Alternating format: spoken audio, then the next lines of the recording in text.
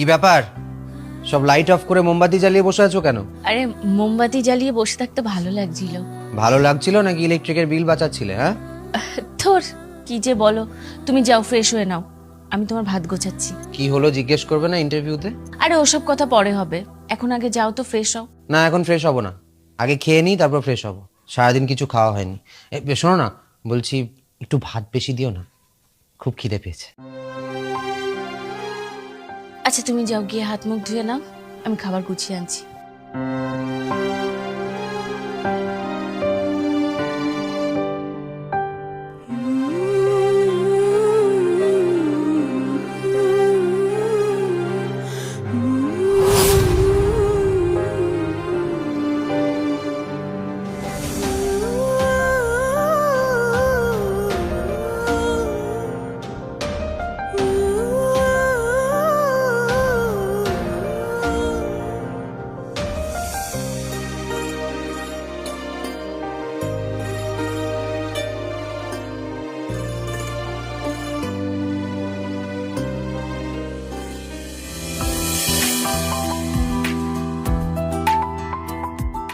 এই নাও, খেয়ে নাও।